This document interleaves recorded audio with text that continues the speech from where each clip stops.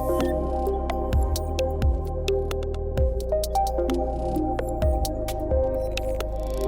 and welcome to episode 2 of the CDW Canada Tech Talks podcast. I'm your host, KJ Burke. Today we're going to speak to two of CDW Canada's cybersecurity experts about how generative AI, natural language processing, and large language models are both a risk and a tool for cybersecurity professionals. So thanks for joining me today, guys. I've got Ivo Wiens and Dave Izzard. Ivo, if you could maybe introduce yourself and talk a little bit about your background in cybersecurity. Sure. Ivo Wiens. I've been in about cybersecurity for about 20 years. Started specifically on a penetration testing side of the house, moved over to do some consulting for a number of years, managed a security operations center for a number of years, and currently my title is the field CTO for cybersecurity here at CDW. What that means is I help with strategy and what we're going to do from a product perspective, we're going to do from a services perspective, and while we continue to really grow the CDW security brand within Canada and the world. Yeah, and one of the things that you do, Ivo, that I find really interesting, and I know CDW has been doing for, I think this will be the 10th year, is the cybersecurity study. And so, I referenced that last year on the podcast. We're going to reference it this year. More and more cybersecurity is something that we all have to play a part in. And so, could you maybe talk a little bit about the cybersecurity study and kind of how that is driving some of the conversations before we kind of get into more of the topics we're going to cover and talk to Dave? Sure. We've been doing this the security study, I think, for 9 years or so now, KJ, and many iterations of it. And it's been really an important piece of what we do, from not only taking a pulse of what the Canadian landscape is looking like from a cybersecurity perspective, but really being able to really feed that back to clients and say, here's what the world looks like for you and what's changing and how do you relate to the data that's been found. This previous year, we were already working on the one that's coming up later in 2024. But in this previous year, there were 553 respondents that we did this together with IDC and really asking the questions. We come up with the questions and really take the pulse of how things are in Canada. It's the only one of its kind. There's really larger ones that we've heard about, like the Verizon report, that are larger international type perspective. But this is the only one that really takes the pulse out of what happens in Canada. Allows us to put questions that are specific to Canadian organizations. Canada's different when it comes to the size of organizations, but also in terms of privacy, in terms of how our government runs differently than the US, right? So it's good for us to have that comparative set of data, and it's really allows us to be able to talk to clients about what things are at. And it's going to cover a lot of what we're talking about today. We're going to compare it back to what comes out of that study. So I'm excited. I'm excited about what we're doing here today. And the study will be sort of the beginning of this conversation. AI has been moving much faster than we can conduct studies. I think it's good for us to sort of use it as almost a starting point for what's changed in the last while. Yeah, and one of the things I really look forward to with the security study is seeing how things change from year to year, and having such a history of doing it. I think it's been interesting to see, those trends and how they affect. So David, if you could introduce yourself and talk a little bit about kind of what you do here at CDW Canada as part of our cybersecurity team and product development. Yeah, absolutely. So David Izzard, I'll just give you a little bit about my background. So similar to Ivo, I've been in IT and security for a long time, 22 years in IT and about 19 in cybersecurity. A little bit of different track from other folks, I think. I came up the application development staff as a programmer first and kind of got my way into cybersecurity on that side. And have had a very, I'll call it diverse career so far in cybersecurity, from running cybersecurity teams and operations centers to building cybersecurity programs and doing advisory services as well, both on the customer side, as well as now with CDW. I work very closely with Ivo, doing the product development as well, mostly on the cybersecurity services, whether that be professional or managed services, but really focused on strategy, helping CDW figure out where customers need help and providing those services to our customers. Yeah, and one of the things that I like about your background, I think you and I both share, is spending that time on the customer side of things. It's very different when you're working within an organization, having to protect or innovate or drive change as part of a business or an organization. It's a little bit different than CDW Canada and how we're trying to really help all different types of organizations. And so I find that that's always very compelling. Could you maybe speak a little bit just to your background on that side of the fence and kind of what that brings to your perspective? Yeah, I think you kind of nailed it there, KJ. When you look at working for a company like CDW in a focused role, you can focus specifically and very narrowly on whether a specific cybersecurity domain or set of technologies. When you're with an organization and you're responsible for cybersecurity, or in my case, where I was responsible for both cybersecurity and the enterprise architecture, you have to take a much broader look, and you have to do a lot of horse trading, right? And cost comes into play, and you need to take a look at value, and you can't do everything all at once. There's limits on resources, whether that be financial or personnel. There's timing constraints. So you got to do a lot more balancing. You have to be more, I think, more broadly focused. And as I said, you have to do some trades. What that allows you to do, though, I think, at least in my opinion, is with that perspective, is really take a hard look at some of the investments that you need to make and examine and read through the hype that's in the industry, which is obviously going to be pertinent to talking about AI within cybersecurity. There's a lot of hype in cybersecurity, and when you're on the CDW side, again, or the vendor side, you can focus and you can really drill down deep into that hype, and you've got the ability to dive deep into the technology, not necessarily considering the important business context and the value proposition. That I think that lens of being on the customer side for so long, when you've got those constraints and budgets, allow you to really, it forces you actually to take a much more critical eye on some of the technologies or some of the statements maybe that are made around that kind of hype cycle, and really dive in deep to the meat of what's important to the business and really focus from a business objectives perspective.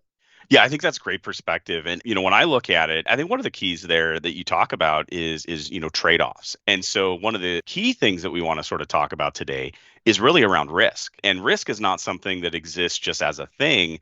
It's really the risk versus the cost of mitigating the risk, the challenges of mitigating the risk, and then what is the overall impact of that to you? So I think, again, having that perspective of being part of an organization and having to weigh risk and cost and impact, I think is a really good perspective that'll bring to the conversation today. So we'll go ahead and jump into it right off the bat. Ivo, we mentioned AI. We've talked about large language models, the ability to translate what I want to do into actual scripting or into tools that will help me be more effective without necessarily having to have that underlying programming capabilities or skills. And so when we look at the state of cybersecurity, you think about the security report and how that's come about. What has really changed over the last, I wanted to say 18 months originally, but maybe it's more the last 6 months. Like what's really changed over last year and going into 2024 when our customers and our partners are looking at cybersecurity and looking at risk? I think even before we've had really the explosion of the large language models and what's happened in the last, I think, 18 months, whatever the timeline is, we're going to talk about this now and in the future.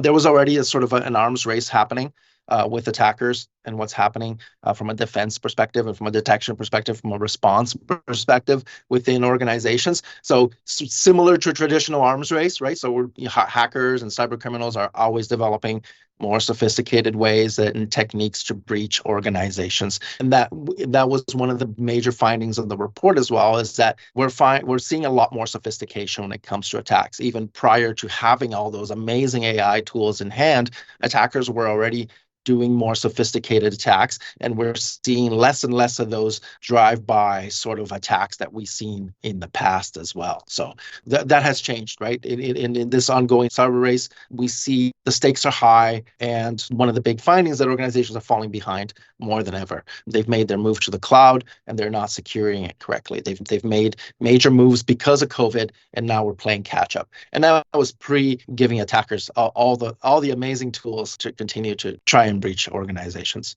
Yeah, absolutely. And I think that, as you point out, that change in sophistication potentially becomes really challenging and will drive a lot of conversation around automating creation of tools to then take that sophistication and maybe transfer it into, people that are haven't had the capabilities before. So Dave, to kind of add on to that, what are you seeing and how are you looking at the changes that we've been, encountering over the last 18 months? Yeah, it's funny because I'm going to take a slightly different stance. I think the Evo, I don't think it's changed as much as we think it has. The attacks, the malicious actors that are out there, their attacks and their, I will say, aggressiveness has continued to accelerate, regardless of whether AI has been involved or not. And I think it's a bit of a misnomer too that AI is somehow new in the cybersecurity arms race, which is something that Evo did touch on. AI has been used by control vendors for quite a long time. It's been used by threat actors for quite a long time. And again, I'm going to mention hype quite a bit. There is a lot of hype around generative AI within the cybersecurity space and what it is going to do. And it has not really yet materialized as anything significant. It will. I think that, that's clear. That is going to happen, but it's not there yet. There certainly has been, some leaps. For example, malware as a service. Now you can use generative AI to certainly write malware to write words. I think it was Word GTP is what it was called, for example. It hasn't really been that effective as of yet. It hasn't created really more advanced or sophisticated attacks as of yet. And in terms of, on the flip side, on the protection side, the panacea that generative AI is supposed to provide for organizations is the ability to take really somebody who's maybe very junior in the space and help them to guide them through and how to do an investigation when there is an incident. And it's just not there yet. And the top vendors are still in the process of developing what that looks like. There's been one vendor in particular who's got something set to release, but it's not there yet. A couple of the other top 10 tier vendors are saying they're going down that path, but simply have not released anything yet. And I think that's because it's not as simple as maybe what we make it out to be, where we can just take generative AI, throw it at a whole bunch of different types of security incidents and say, okay, walk us through how to investigate this properly. It's a little bit more nuanced than that. Are we going to get there? I think that's absolutely and undoubtedly, but we haven't gotten there yet. So if you look at the last 6 to 8 months, I'll use that time frame. That's the one, KJ, that you'd kind of wanted to shrink it down to. I don't actually think much has changed in the space other than the attacks have simply accelerated, but they were accelerating regardless of generative AI. Yeah, I think what's interesting there is I think there's a bit of a delay from an organizational ability to take advantage of generative AI. A lot of it is data QA and data categorization. What is the best code to automate? So could be that we're kind of all in this feeling out phase together, both the bad actors and the corporations and the private businesses and us. So it's a good point there. I do agree with you that the best and the worst is kind of yet to come, and I think it's going to drive capabilities for both the good guys and the bad guys. I agree 100% with both what Dave and what you're saying, KJ. We also have to remember that while we have moral high grounds we're standing on or things that we are defining as where we should or shouldn't be using AI, attackers are not, right? Attackers are not living by those standards. They're using whatever technology they have to attack and to gain financial or IP within organizations as well. I just want to add on to that. I think the one thing I worry a little bit that we lose sight of when we start thinking about AI and cybersecurity is we're almost exclusively focusing on the external threat that AI represents. And I think, quite frankly, a much bigger threat to organizations is when they start to use AI on their own data and the risks that it is going to create for that organization, irrespective of some external party. I think there's a significant risk to privacy, a significant risk to data exposure, not to malicious individuals or through malicious actors, but rather through either inadvertent exposures, errors, omissions, those types of things. And it's funny because and this is a general statement I think we can say with cybersecurity, over the last 10 years, we really focused a lot on the external. Most of the controls that we put into place are focused on the external. And in fact, most of the AI, not all, that we're bringing to bear for cybersecurity is focused on the external, detecting external attacks as an example. We need much more focus, in my opinion, on the internal. Insider threat has always been some of the biggest threats to organizations, particularly from security and privacy. And I think AI is really going to open the Pandora's box there. And as a cybersecurity professional, again, harkening back to being on the customer side, right? It's never just about the outside. It is about the inside, and it is about protecting privacy. And that's as much a governance activity as it is a control activity, where you need the processes and people in place to really assess the use of AI on a corporation's data.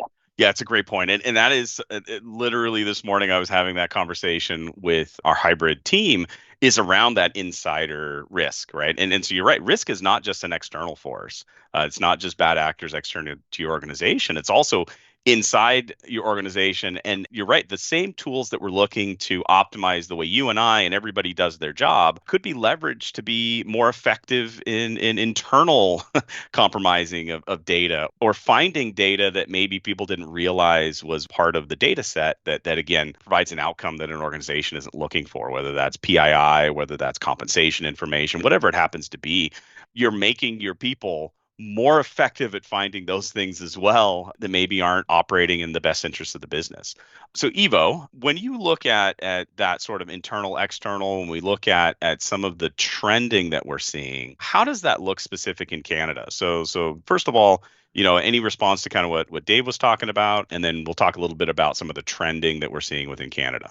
No, absolutely. I think when we talk about that internal attacker, one thing I wanted to add is, we've been using the buzzword of zero trust for a long time as, first it was a technology or was a network segmentation, but really it's coming to its own as a philosophy now. And that's one of the findings of the studies, that people who are adapting it to their business and using it as a philosophy are doing better than those who aren't. So we're seeing that perspective. And when it comes to zero trust, where the AI is another agent you're bringing into your organization, you're going to have to treat it in the same way you did with other things you're bringing into your organization, maybe even with more due diligence and more careful planning around it, because it doesn't have some of the limitations that we have as humans, has other limitations that we can talk about. But when it comes to overall number of attacks in Canada, the data really that came back is the number of cyber attacks actually saw a decline, but the number of successful incidents continues to trend upwards. So we saw a sharp uptick in exfiltrations, so basically breaches, in the study, and the number of breaches jumped from 13 to 30. So 2022, 13, and 2023 to 30. So the number of infiltrations also increased from under 11 in 22 to over 28. So more sophistication, more effective attacks, and the infection rate also saw an increase.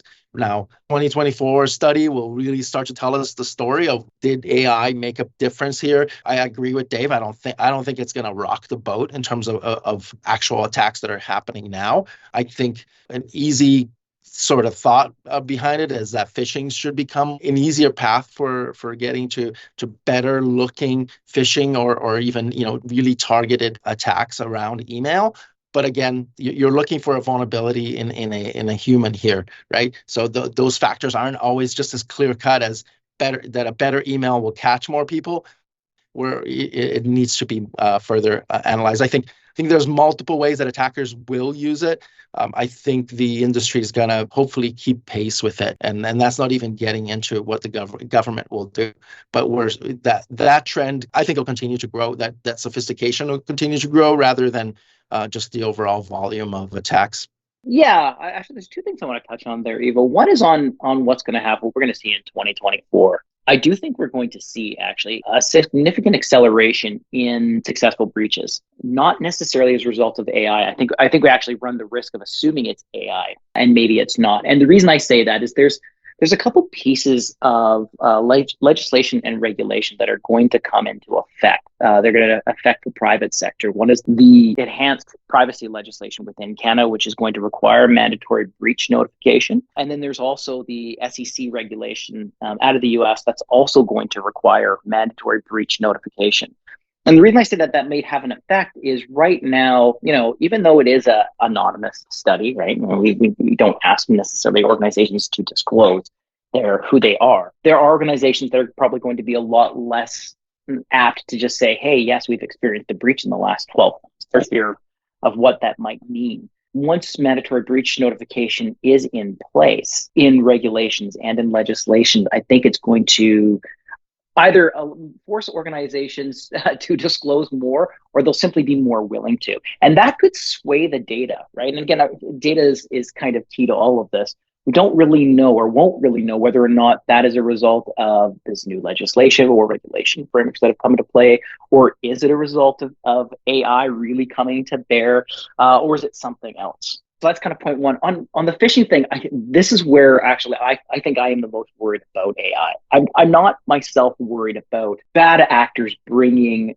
AI to bear to craft phishing emails and voice messages and whatnot. That I'm less concerned with because it's pretty good now. I don't think you're going to see sizable returns, if you will, from AI. Where I get more concerned with AI is actors being able to target individuals specifically based on their susceptibility to phishing by simply taking a bunch of their publicly exposed data, whether that be from social networking or other types of publicly available information, throw it into AI, have it churn, and spit out a susceptibility index for an individual. Meaning, if that does bear out, that the phishing attacks will be much more successful because it will be less broad stroke and much more targeted to individuals, not based on their importance in an organization or their access to data, but simply their susceptibility to being convinced within a phishing attack. And I think that's where AI, I have some concerns there, particularly when we start layering on the ability to generate audio, the ability to generate video. You can really get a convincing attack based on all those parameters. So that for me is a much more concerning aspect of AI and phishing.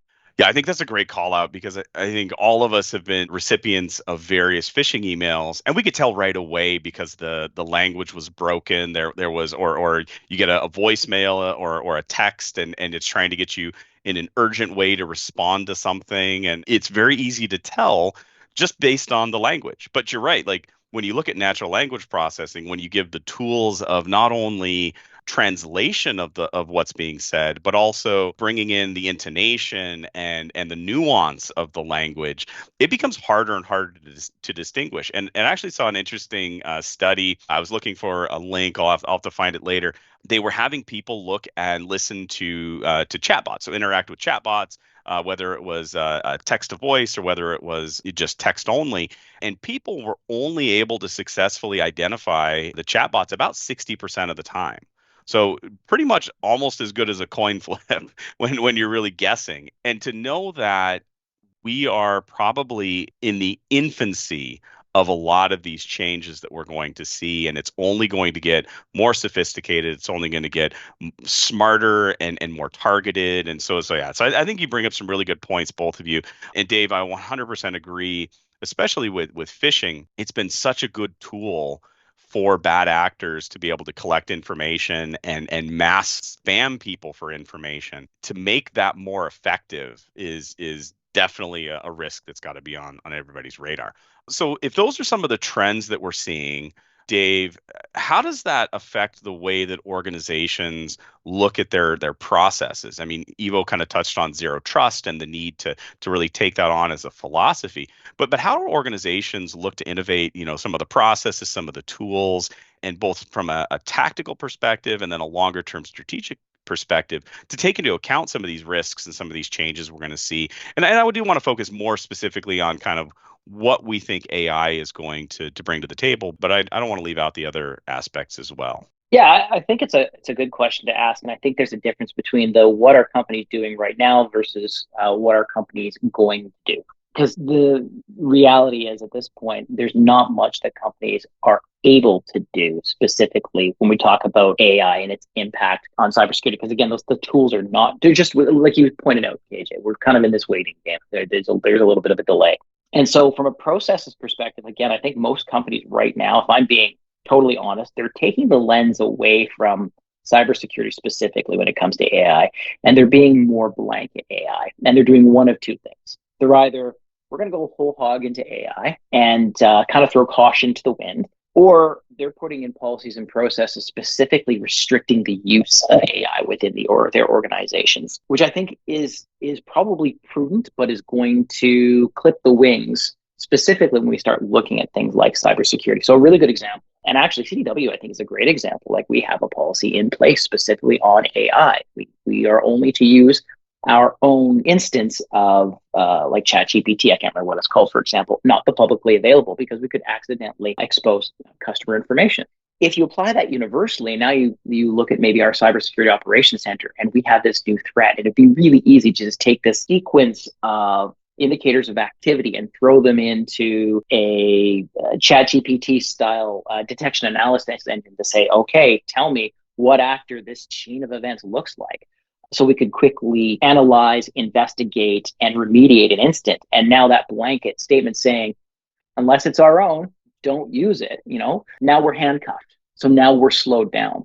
So I think that's really right now the impact on the process and policy side of things. A lot of organizations are, again, either saying throw caution to the wind and let's just throw our AI at all of our data, thereby exposing themselves to significant privacy risk that they're unaware of. I would say these are probably usually smaller organizations that maybe don't have robust privacy frameworks in place, or it's the other side where it is a bit of a hammer saying, don't use AI at all or use it in this very specific way only. And it's kind of the age old, if you've got a hammer, every problem looks like a nail, and AI is kind of the hammer that we're throwing at things, whether on the good or the bad side in terms of restriction or opening it up.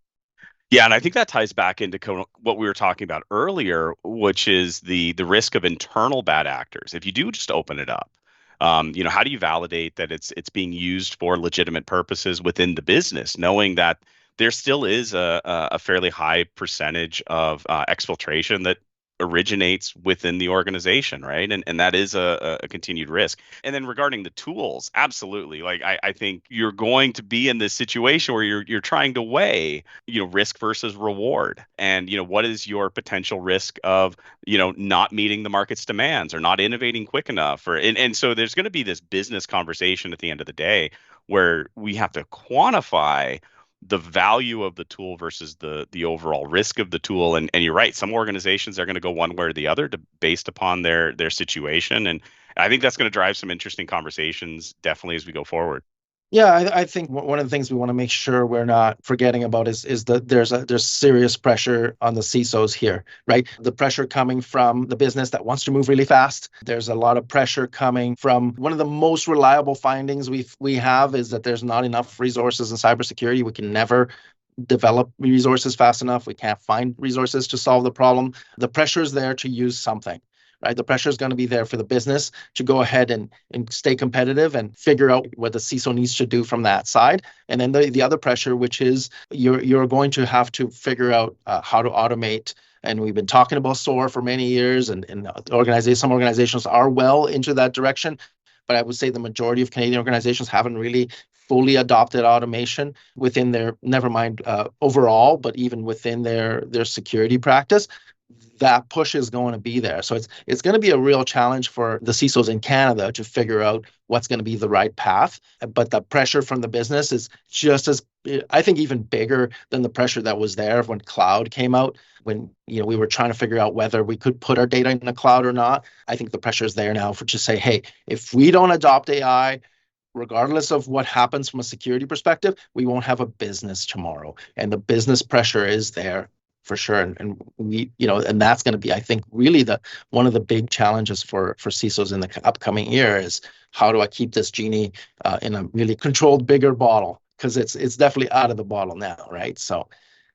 Yeah, and I see that as being one of the ways in which, process and the way that we organize within the organization, roles and responsibilities changing. You're right. We're seeing the need for CISOs to get more engaged around data resiliency, around like AI planning, because it directly impacts your risk profile, right? And you mentioned the cloud and public cloud services or SaaS services. Again, decisions to invest in those types of solutions directly impacts your risk profile. And so CISOs having to take a greater role, not just in cybersecurity, but also engaging with the business and the business goals and objectives and then driving that forward. I see that as a big change in how organizations and their processes support IT and IT innovation as we go forward as well. So when we look specifically at some of the types of AI that are impacting, I think we've talked about a couple, but two that are really interesting to me, and I'd like to see if you guys have other ones to sort of add here. Number one is that natural language processing. So we talked about that, the impact that will have on phishing. People are going to have to be way more careful about, previewing links before they click. They're going to have to, the CRA is not coming after you to pay with Amazon gift cards. Like there's things that we're going to have to be, more diligent about because the language in my mind, in my opinion, is just going to be more targeted. It's going to be better. The other thing for me is really around sort of code creation. And so when you look at, we always talked about script kiddies, and there was a huge difference in my mind between somebody who can operate a script and somebody who can actually conduct a targeted hack or a targeted exfiltration of data from an organization. And so to me, like two of the big things from a tooling perspective and how AI potentially can impact over the long term. I think Dave makes a good point about it's not happening today, but as we look forward 6 months, 12 months, whatever that happens to be, being able to empower code generation for people that haven't been able to do it but know what they want to accomplish. And then also this better language and better ability to communicate and trick people through phishing. So Evo, when you look at some of the ways in which AI can be made, maybe that's video generation. Maybe what are some of the keys that you think are going to impact us from a tooling and in an AI specific manner 6 months down the road, 12 months down the road? I as much as I trust that we're doing development when it comes to the vendor side of the business and what the vendors are doing in the background from developing a better phishing detection, better detection of known bad actors and those kind of things. I think it's really going to come down to human. It's going to come down to how people and this is how I talk to my coworkers. This is how I talk to my family, which is check your feelings, know your vulnerabilities, don't act right away. There's nothing that needs to be dealt with within that second, right? You really didn't win that iPhone. You really didn't. Take your time, think about it, spend some time thinking about it. And the best buffer is time. Attackers don't have the time to spend with you to get those assets from you. They have to move on to the next attack. Put that time in there. One of the things we talked about as a family is we need a family password. From my parents, they won't remember the password. I gave them a red envelope that they put on there that they need to open in case they're really if there is somebody really really big trouble in the family, if there's a conversation that starts that way, right? So those kind of actions, leaning more towards the human side, make sure that as a human you're well prepared. We talked about vulnerabilities. That's the number one key vulnerability is always us, right? These living, breathing, wonderful things that walk around. Yeah, that's a great point. And you're right. I mean, without the victim of the crime, there's no benefit necessarily. And I 100% agree with you around the urgency. Is this something that's truly urgent? And asking yourself and then where we have the benefit of doing this day to day. I get to work with yourself, I get to work with David, I get to work with our cybersecurity experts. I get to have these conversations. I get to see a lot of the information coming in. I talk to our partners, and so we kind of live at this epicenter of having all of this data available. I still see things sometimes. I'm like, wow, that looks really, really good, or that's really, really compelling. And you're right. I think about my parents or I think about my kids and how they are going to respond. And you're right. I think the number one thing we need to do is get people to take a deep breath and really evaluate, is the urgency on this demand really valid or not? And so I think that's a great call out. Yeah, you mentioned script kiddies and coding and where AI may and likely will really kind of assist teams, not just cybersecurity teams, but teams in general, in terms of rapidly kind of skilling up. I'm going to take a slightly different. I'm going to make it a little bit more broad than that. So we're going to go a roundabout way to kind of get what you can get an answer to what I'm to your question there. I think in Canada, and I think this is true for most of the industrialized world, we are at a bit of a precipice when it comes to resource availability, skilled resources. We've got some significant demographic challenges. I think in Canada, the rate of baby boomers retiring to new labor entering the workforce is at a deficit of 40 to 50,000 employees or skilled laborers a year. And that's going to continue for the next 10 to 15 years, at least. There is a challenge with resource availability. Add the skilled resource on top of that, and it becomes a very significant challenge. And it's something that we've experienced in cybersecurity for as long as I've been in the industry. And it's about to get much, much worse, much, much more quickly. This is where I think generative AI in particular can have the biggest impact, not just on coding, right, but on helping cybersecurity teams really focus on what's important and having AI kind of take care of the rest, right? So by way of example, let's look at hunting, right? Right now, if you want to be able to hunt, and let's say you are a best of breed kind of organization, so you've got a separate XDR platform from a SIM platform, from a vulnerability analytics platform. Just use those three as an example.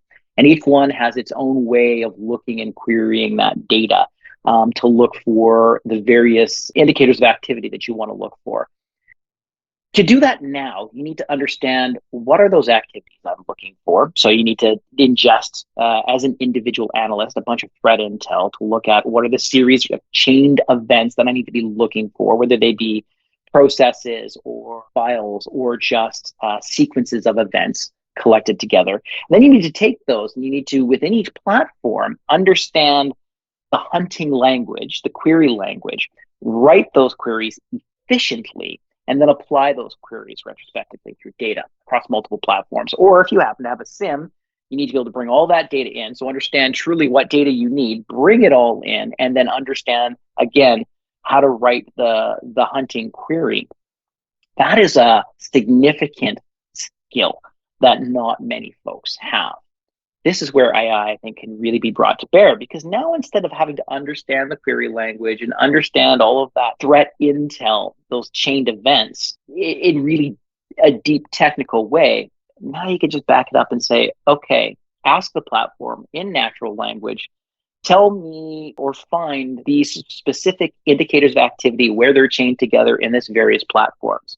And the AI is going to take care of that tedious, soul-crushing activity of having to actually write those queries, test them, make sure they work, and then go hunt. It's going to, I believe, and again, this is just my opinion, but it's going to rapidly evolve the threat hunting landscape for organizations so that they don't need those deep skills, so that they can adequately protect themselves and find early indicators of malicious activity long before they happen without having to necessarily make the deep investment in technical knowledge and training and skill sets. And we're going to need it because, again, I don't want to call these folks unicorns, but because of the challenges we have demographically with the workforce and how it's going to evolve over the next 10 years, we're not going to have the people to spend time doing this technical skilling up to be able to do this work. It's not something that's sustainable. So that's where I think AI is really going to help close that gap for us. It's going to allow our cyber analysts to do a lot more, focus on really what matters, on doing the deep investigation when we know, hey, we actually have something here that we have to investigate, and not necessarily spending hours and hours a day just trying to figure out what they need to look for in the first place and then figuring out how they're going to go about looking for it. I think that's a great point. And I try to add value to these conversations, and you guys are speaking at a level within cybersecurity that I love because I get to learn as we go through this. One of the other things to consider when you talk about that aging out of capabilities is more and more things that are going to have to be digitized. So for instance, you talk about like the power grid, you talk about water quality treatment, you talk about sewer treatment, you talk about some of these critical infrastructure components. We don't have people that are today training on managing systems like a power system and a power plant the way that has been managed the last 20 years.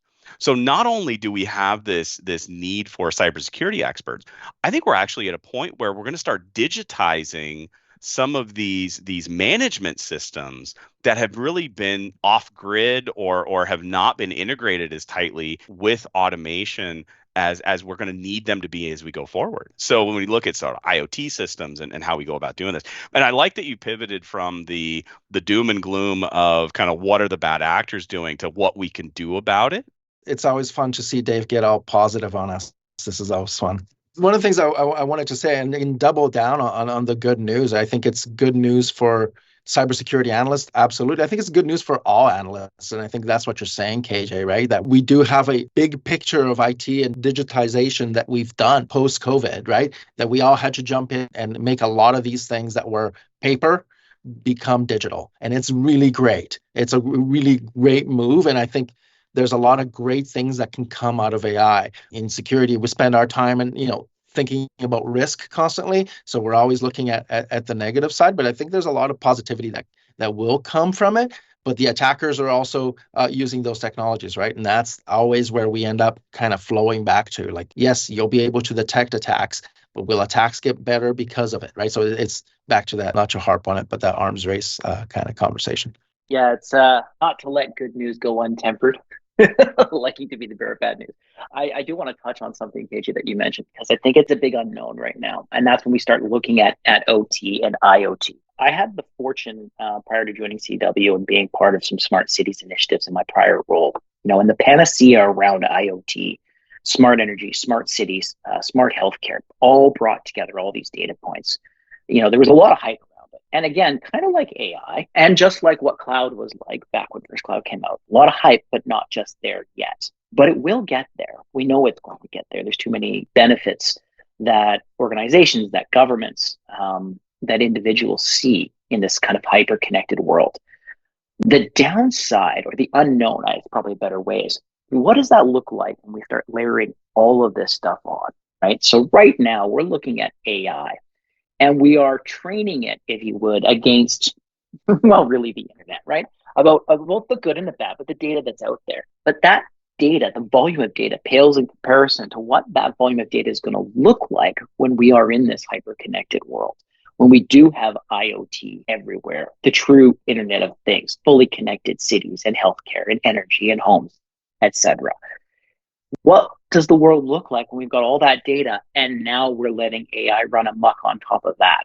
That's, to me, a big unknown and something we need to enter into cautiously. I'm not saying don't do it. I think you're going to need AI to churn through all that data and find value from that data. But to me, it's a big unknown. What will AI learn from that data? What will AI learn incorrectly from that data?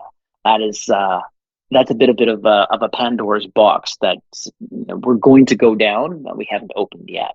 Yeah, I think that's an interesting one there as well. And again, we're currently training AI on data sets that were never built to train AI.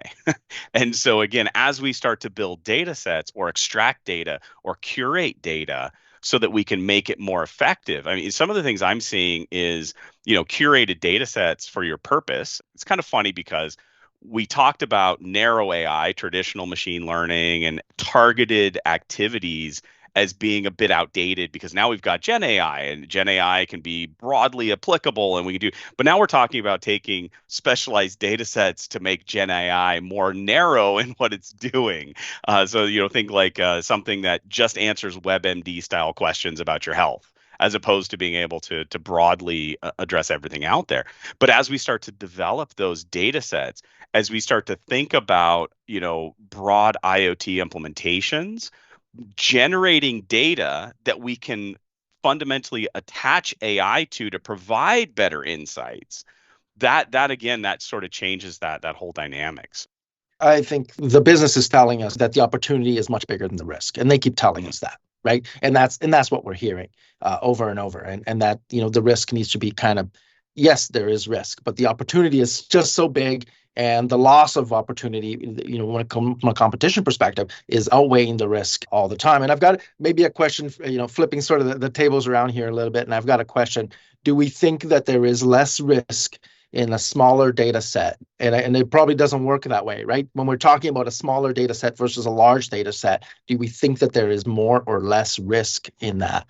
And if I take just that small data set that I know I trust, that I have internally, and I put AI against that, is my risk smaller than my larger data set? And I think it depends, but I'm curious, if I'm an organization, do I want to move forward with something small first, just because I know that the likelihood of risk is smaller, right? I think the challenge with small data sets is that they are not a representative sample, a large enough representative sample. And so the real question is, it's not as smaller better or as bigger better. I think it's much more around is smaller correct data better versus smaller incorrect data. The challenge with smaller data sets is that you've got a higher degree potential of that data being incorrect, being inaccurate, because it's not a truly representative sample size. I think it has much more to do with not necessarily the size of the data, but the quality of the data with the size. That's just my personal belief. But that's, sorry, Dave, but that's talking about effectiveness of the AI system, right? But when we're talking about risk alone, right, like security risk, does it measure up? Does it actually scale up to say, hey, if we have a bigger set, and I know it's going to be, it depends a lot of these times, but I think if I'm a CISO and I have to start making these risk decisions and having these risk conversations with my fellow CEO, COO, everybody who's pushing for this, I'm going to have to need a roadmap, right? I'm going to have to figure out a way to get there, right? And when they say, hey, you know what, this is trusted small data that we've had before, can't we just do this? I think that's going to be the common question that we're going to get in the I space. agree. I think it's going to be the common question. I think the answer, again, it's kind of one of these unknowns. I'll give an example. If you take a look at like what Amazon did when they applied AI to their recruitment process, small trusted data set. What did AI learn? That Amazon preferred to hire men, right? That was a fairly clean data set, and it was small, and it was specific only to Amazon, and it learned the wrong thing. It learned bias. And that's where I think we're going to have the challenge with AI. Again, it's not about the size of the data set, but really the quality. Although I would argue the bigger data set you have, the more likely you're going to have AI learn what the real world is. The downside of that is, the real world is not exactly a nice place, and AI is going to learn some bad lessons as a result of the data, right? If you looked at historical data, for example, right, you learn human beings don't treat each other very nicely, and if that's what AI got out of that particular lesson, that's not going to fold well. The other thing I wanted to touch on, because we're right now we're largely focusing on the newest iteration of AI that's got the hype, generative AI, which is very different from general artificial intelligence. And we're not really that far off from general artificial intelligence. Last estimate that I saw realistically is between 5 to 10 years, and maybe faster. Generative AI is, I think, a little bit easier to contain. Yes, you're throwing data at it, but it's really predictive analytics when you look at what it is under the covers. It's artificial intelligence learning, but not necessarily thinking on its own, coming up with its own conclusions on its own. Once we get to general AI, that's when I think we run into some pretty significant risks in terms of what that's going to look like based off training it on our data, whether that again be the general internet, a smaller data set rather, all of IoT. To me, it is a huge unknown. And it's got both positives and negatives associated with it for sure. At this point, I'm a little bit more fearful of what that might be.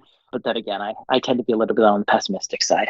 Yes, I tend to be pessimistic because I don't want to be surprised. But you're right. I think there's some positives there too. And Ivo, I think you've raised a really interesting question about size of data set, and I think it's going to come back to what is the purpose of what you're trying to accomplish. If it's more of a general function, I think the larger the data sets are going to probably drive more value, knowing that you have both your training of your model to interpret, and then also training and fine tuning of your data for response. And so knowing that we really need to treat from a large language model perspective, we treat those things differently. So what you may have is the broader understanding, as Dave points out, of training your model on the real world, knowing that it's going to, through averages, get you a pretty good fundamental understanding of language and how language works, but then fine tune training it on a curated, targeted data set and drawing guardrails around the response function of large language models to only respond from that curated data set, where you can, again, hopefully limit the amount of toxicity in the response, limit the amount of bias, limit the amount of ulterior use of that information. So I think there's some nuances there, and how we go about both the creation and then the fine-tuned training, and then what is the data that's available for these models to respond. And I agree with you, Dave. Like, when you look at artificial general intelligence and kind of what that means, and is AGI like a layering of, are we going to hit this period in between where we're going to take models and we're going to layer them on top of each other to maybe do sort of a hierarchical method of sort of generalized intelligence? Or are we going to skip right to the point where we have Skynet and all of that kind of happens? So I think that's good. So moving the conversation forward, though, when we look at how, we talked about machine learning, we've talked about how natural language processing, how bad actors are leveraging it, whether that's phishing, whether that's maybe optimizing the creation of different code to attack. We talked about how on our side of the fence, really being able to maybe create more in-depth threat intelligence, or maybe as we digitize some of these things that haven't been digitized in the past, how do we apply like a zero trust framework and methodology and leverage AI to build out some of the tools and the assessments and the things that we're going to do to better implement that. How is the space changing near term versus long term? And where should people start to look to learn? So part of what we try to do is really, not only talk about this, but where can people go to learn more about these types of tools? Dave, when you're educating yourself and you're out there, what are maybe some of the sources that you're trusting, and how you're building your toolkit and educating yourself? That's an interesting question. I'm going to back up a little bit because we're focusing on a little bit of, where you're going to build your toolbox. What are you going to learn? What are your trusted sources for AI? And it skips the very important piece of learn, practice in the domain of cybersecurity first. Cybersecurity is a big practice. It's not as simple as a particular tool, a particular attack. It is a series of activities. And if you're going to start your focus anywhere, don't start with AI. Start with the basics, the foundations around cybersecurity. Understand the difference between risk or different risks, rather, and how to quantify them. Understand the architecture practices around cybersecurity. Understand the various domains of network and endpoint and what have you. That's kind of first and foremost. When you're ready, then you can start to dovetail into AI. And I don't think you need to learn anything specific in AI unless you're going to be an AI engineer. Really, it's learning what tools have which capabilities. And right now, it really does sit largely with the vendors, the cybersecurity vendors who are, they're throwing a ton of money into AI development within their tool sets. They've got great resources on AI, the great white papers on AI, in terms of how it is being leveraged by them and how it's being leveraged by attackers. I think that right now that's probably the easiest and most trusted source that you can go to. And, I always sort of take things that vendors provide with a bit of a grain of salt, because there's always a little bit of marketing in there and selling in there. And that is true. But they are, I think right now, the primary for cybersecurity folks, really the primary source of trustable information. Beyond that, self-learning, I would like every cybersecurity person to just take a basic AI course and understand exactly what AI is, right? When we talk about generative AI, what exactly is it and how does it work? Because I think that will help folks understand some of its current limitations, but also where it can go. And I think the foundational principles on how AI works and the various types of AI, I think would be very helpful as an adjunct learning to the cybersecurity foundational learning that individuals within organizations should do.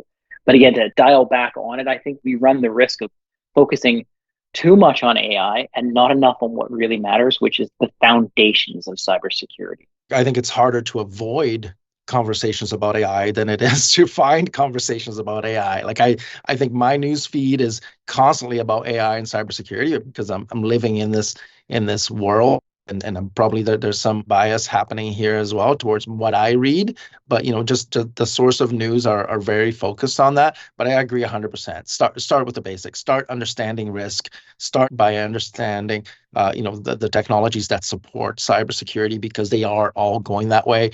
Keep in mind that there's going to be a lot of advancement in the next couple of years for all these technologies, and organizations are going to have to decide what the impact is of using these technologies within your organization. But if you're out in the world and you are, whether you're at the highest level of security, at the C level of security, whether you're director or manager, AI is going to be a part of your conversation. It's going to be part of it. I don't think there is a direct website we can send you to that'll teach you everything there is to know. But I like Dave's idea of really just taking on an AI course, an official AI course that'll help you understand the difference between generative AI, what large language models mean, and understanding all those pieces so you can speak to it intelligently when you're speaking with your peers in the context of security. Yeah, and it's a good point. And really, for me, I think the biggest change, because as you point out, I mean, we've had things like robotics, we've had things like computer vision, we've had things like machine learning, and we've been doing these for quite some time. what generative AI, I think, is doing not only for AI, but for all sorts of different areas, is it's just making it more accessible. And so when you think about the accessibility to do things like like automation or do things like code creation or do things like good language translation or being able to incorporate pictures into your process of generating content, et cetera. So I look at it as an accessibility thing. As somebody who's outside of cybersecurity, not necessarily being a cybersecurity focused person, I look at our security study. I know we're going to be getting some information around AI there. I know we're going to be doing some market trend reporting and again, sort of polling the Canadian marketplace around AI and bringing some value there. Surprisingly, PBS in the US has some really just basic AI courses that are just good foundational videos that I found when I was starting this journey to be very, very informative because they're basically breaking it down for like a ninth grader, which is great for me. So some of that was really valuable. Yeah, I like using analogies to kind of bring points home. And I'm going to use this analogy as kind of an example in terms of the importance of learning the domain of cybersecurity and its importance in spite of having AI. And I'm going to use the calculator as the example. We all have a calculator. We all use a calculator in our daily lives, but we still learn math in school, right? Because it's important that we understand how math works, right? Math is fundamental to everything that we do. There are computer programs that can any math that you need it to do, or at least most math that we would need to do in our daily lives, anything from a calculator to functions and programs and whatnot, tax calculation, call it what you will, but we still learn math. And it's important that we still understand how to do math, addition, subtraction, multiplication, division, so on. I think it's the same with AI. I think if you look at AI for the cybersecurity professional longer term, we'll use AI in our daily lives as cybersecurity practitioners. In fact, we do today with our current tool set, but generative AI and maybe eventually AGI. But it's still going to be important to understand the domain of cybersecurity. You need to know cybersecurity and you need to learn it. AI is an adjunct to that. I think that's the important point that I wanted to make. That's a really good point. And it's really around, and I think the more and more that we get into it, the more and more I learn about it. It's a tool. It's a tool that's going to, when used appropriately, it's going to make us more effective. It's going to make us be able to accomplish things that maybe are adjacent to what we understand, but maybe don't have the skill to really do ourselves. It's an optimized YouTube video for a lot of people. It's finding that, what are the steps involved in accomplishing, what I'm trying to accomplish. So the other thing I really find interesting with AI, just as a personal aside, is sometimes the cure to the sickness is more of the sickness, and when we look at AI, what is our way of cataloging and curating data better? Probably AI toolkits that can get in there and do that. And what I'm excited about is some of the things that we're doing, particularly around cybersecurity, particularly around leveraging, AI to help with some of the data classification challenges that we're having, is it's going to allow us to really do some of the things that we've talked about today that have really been a challenge for organizations. We talk about zero trust.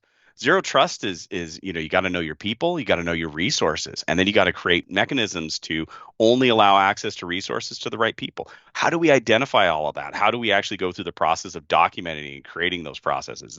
I think that's really interesting. Something like data loss prevention. DLP is something that tons of organizations have struggled with, primarily because they don't know their data very well. So I see all these things sort of converging. And once the organizations identify AI as providing a significant level of value, and in order to unlock that value, we got to know our data, control our data, curate our data better. I think it's going to unlock potentially other aspects and other avenues for us to drive value for the business where maybe we've stalled over the last sort of 5, 10, 15 years.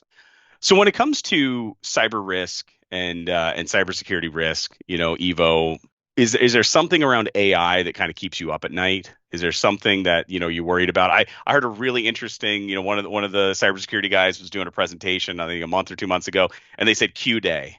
Q Day being the day where quantum computing becomes massively available, and all of a sudden there's no encryption anymore. So I mean, is there something similar in the AI space that keeps you awake at night or makes you concerned on behalf of our business and our customers? I think in terms of thinking specifically on what are the things that I worry about the most in terms of AI. I think we touched on it already a little bit, which is how will the most vulnerable, and that not only talking about people who are more susceptible to being attacked, but also talking about organizations as well that don't have the in-house capabilities to do security. How are they going to handle this immense, like Dave talked about, that fingerprinting, that really targeted attack that will be able to empty my bank when there isn't a lot of money there to start with, right? That can bring organizations and people and individuals to their zero mark when it comes to financial or whatever, even emotional impact of that. I think that is my biggest fear. My biggest fear is that we are not going to be able to protect those organizations and those folks who have the highest level of vulnerability. So that's the thing that worries me first.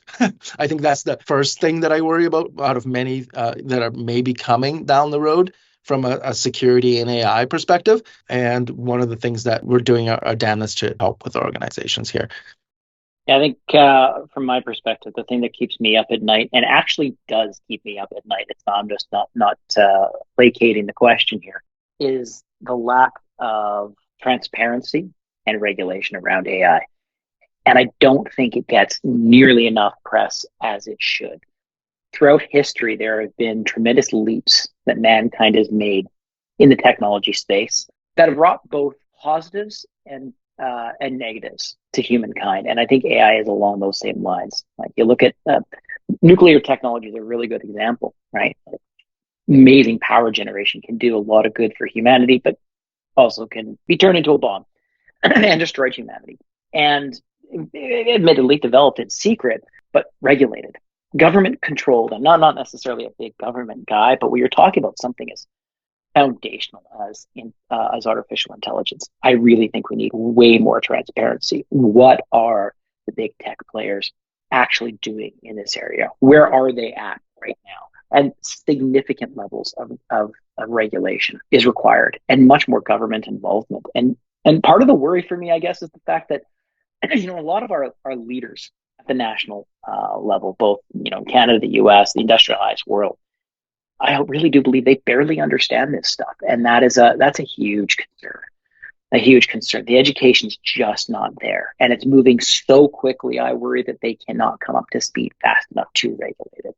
Those are the two. That's the thing that keeps me up the most at night: lack of transparency and regulation in AI. Because again, anything that can be used for good can be used for bad. Yeah, and that's been kind of a key theme to this today, I think, was really around the fact that you've got bad actors that are going to be using some of these tools and these capabilities, but we also have, tools internal to doing that as well. And you're right. I think from a legislation perspective, we're already struggling we're still trying to catch up on public cloud. We're still trying to catch up on things like blockchain and crypto. And so now you just add this and you're right. The faster that AI evolves, the faster it's going to continue to evolve. And so I think that's now. So let's flip to the other side because I want to end on a high note. What are the things that calm you down when you think about AI? So we talked about some of the things around being able to be better at threat hunting, to really empower people, maybe fill some of the skills gap. Maybe as we digitize some of these critical services, wrapping more zero trust around that. But David, when you look at how are we looking to the future and leveraging AI as a tool to mitigate risk? What are some of the things that allow you to get to sleep at night? The biggest thing for me is something we've already spoken about, and that is really using or leveraging AI to help offset this demographic cliff that we're headed towards in terms of skilled labor. We just simply are not going to have enough people, particularly in the cybersecurity space. We're going to need something that drives efficiency in a way that's never been needed before. And that is an area where I think AI is going to be very, very helpful. And so from that aspect, I wouldn't say it calms me down, but it certainly is a benefit of AI I'd see it coming. And I would say, honestly, generally, I want to live forever. If AI can help us figure out immortality, then so much the better. I think it's the only thing that really gives us that promise. That calms me down a little bit. And I think, Dave, you and I have a little bit of background you have a lot more in the healthcare space and stepping outside of the cybersecurity space. I think that's an area where I think AI could do wonders. And we know how much, even back when it's over 20 years ago that I worked in a healthcare research organization, the amount of data that they already had at that point, the amount of data that they had to figure out how to sift through. I think high performance computing is really gonna benefit from this. I think there's a lot of cool things out in the positive side of things that can come from it. And I think when it comes to the number one thing that we tell organizations is, think about that risk and protect that asset that you're looking to protect for the business, enable the business to be successful, but at the same time, make sure you're protecting the organization to its risk potential. So it's always a balance between the two. I think I'm excited about the many things that can happen. There's a lot of positive things that can come from this and will come from this. We're already seeing some of it in the healthcare space and in other areas as well. So there's a potential great future there for making amazing happen, as we say. Yeah, I think it's a great point. I think it's a good highlight to end on. So, Dave and Evo, I appreciate you guys jumping on the podcast today. I really appreciate the engagement. I think we covered a lot of ground. I'm excited about it too. I'm a futurist. I like the way things are going. I like how things are changing. I do get excited about that. But thanks again for joining us on the podcast, and thanks for everybody that's listening. The CDW Canada Tech Talks podcast is going to continue throughout the rest of the year. We're going to do an episode a month and bring great people from both internal to CDW, some of our key partners, some of our customers, and drive these conversations. So thanks again, and I appreciate it. Have a good day. Thank you, KJ.